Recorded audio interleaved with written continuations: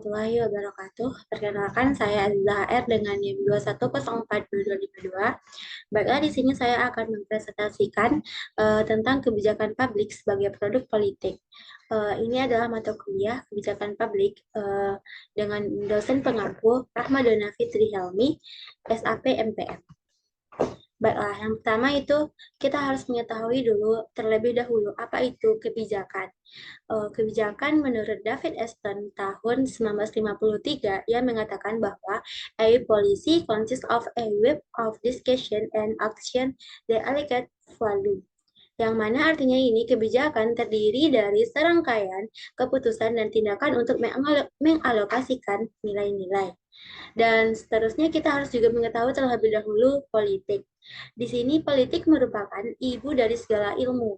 Tanpa campur tangan politik, maka semua cabang ilmu akan lemah, lunglai, tak bergeming. Politik merupakan interaksi antara pemerintah dengan masyarakat dalam rangka proses pembuatan dan pelaksanaan keputusan yang mengikat tentang kebaikan bersama masyarakat yang tinggal dalam satu wilayah tertentu. Ini menurut Ramlan Subarti. Kebijakan publik sebagai produk politik.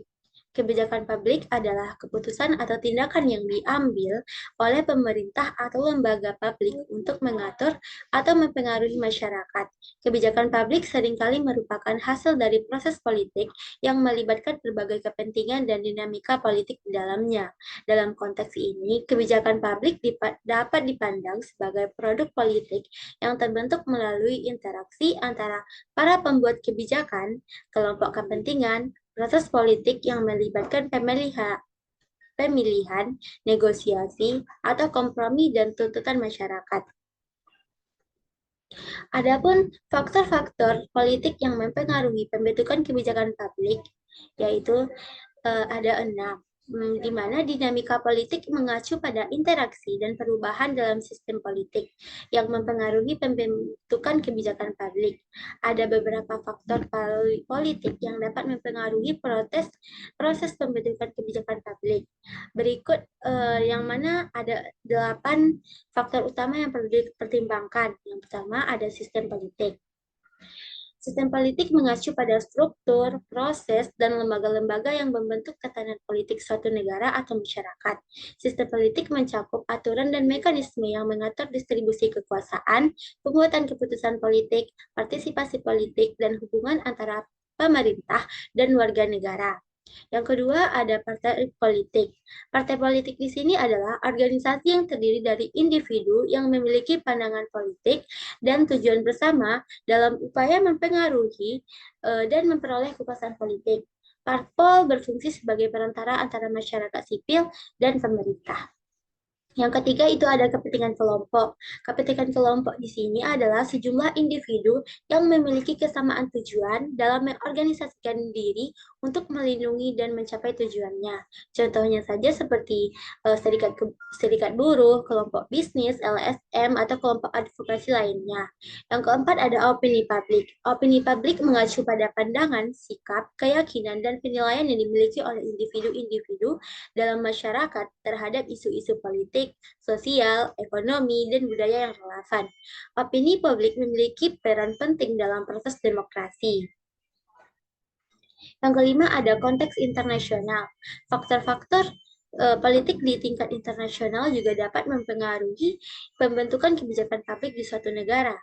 Misalnya saja perjanjian internasional, tekanan dari negara-negara lain, atau organisasi internasional dapat membentuk prioritas kebijakan dan membatasi pilihan yang tersedia. Dan yang keenam ada elit politik. Elit politik di sini yaitu mengacu pada kelompok individu yang memiliki kekuasaan, pengaruh, atau otoritas yang signifikan dalam sistem politik suatu negara. Yang ketujuh ada perubahan sosial. Perubahan sosial seperti perubahan demografi, perubahan nilai-nilai masyarakat, atau peristiwa penting dapat mempengaruhi kebijakan publik. Yang terakhir yaitu ada proses kebijakan. Proses pembuatan kebijakan itu sendiri dapat mempengaruhi hasil kebijakan. Faktor seperti partisipasi publik, transparansi, keterlibatan aktor publik, dan mekanisme pengambilan keputusan dapat membentuk kebijakan publik yang dihasilkan. Oh, salah satu contoh kebijakan publik sebagai produk politik itu yaitu dari yang dapat kita lihat yaitu dari politik kesehatan. Politik kesehatan adalah bidang studi dan tindakan yang berfokus pada pembuatan kebijakan dan pengelolaan kebijakan kesehatan dengan melibatkan elemen-elemen politik, termasuk antara interaksi antara pemerintah, lembaga pemerintah, kelompok kepentingan, dan masyarakat dalam mencapai tujuan kesehatan yang lebih baik untuk masyarakat secara keseluruhan. Dua bentuk kebijakan pemerintah yang dapat dituangkan dalam aplikasi politik kesehatan. Di antaranya yang pertama yaitu peraturan pemerintah dalam bidang kesehatan meliputi undang-undang, peraturan presiden, keputusan menteri, peraturan daerah, baik tingkat provinsi maupun kabupaten kota dan peraturan lainnya.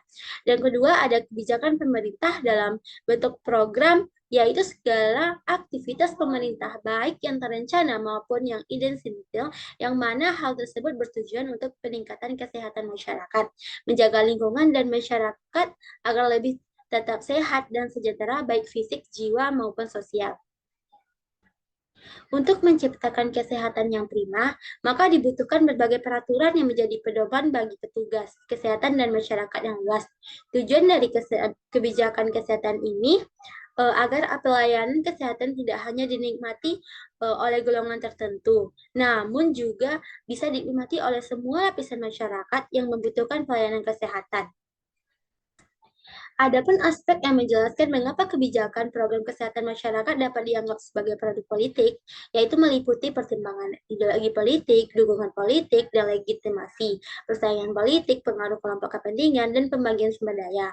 Hendaknya program-program yang dibuat oleh pemerintah dapat menjadikan stimulus bagi masyarakat, khususnya untuk menciptakan lingkungan dan masyarakat sehat, jasmani, rohani, sosial, serta memampukan masyarakat hidup produktif secara sosial ekonomi. Nah, salah satu contoh dari politik kesehatan itu yaitu memberikan anggaran kesehatan untuk rakyat dengan sangat besar, tentunya sesuai dengan proporsi kebutuhan mengingat kebutuhan akan kesehatan sangat besar. Karena pemerintah tentu tidak ingin rakyatnya sakit, oleh karena itu alokasi anggaran kesehatan tersebut juga membutuhkan lobby politik agar kebijakan pemerintah dapat dilaksanakan.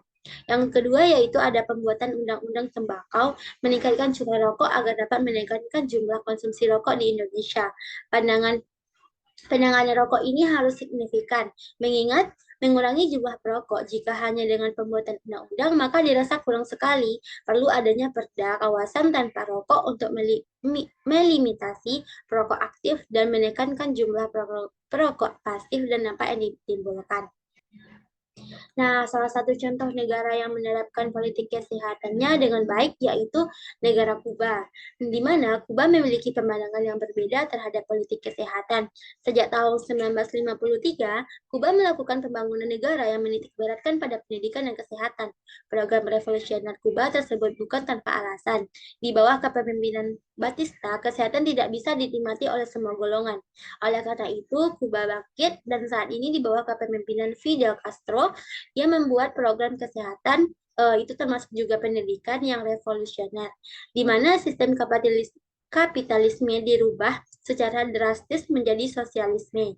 Kebijakan pemerintah pada masa Batista yang mengejar keuntungan berbelok menjadi kebijakan yang mengabdi kepada kepentingan sosial dan kemanusiaan. Dan kesehatan yang tadinya hanya bisa dinikmati orang kaya, kini bisa dirasakan oleh semua kalangan dengan gratis dan berkualitas.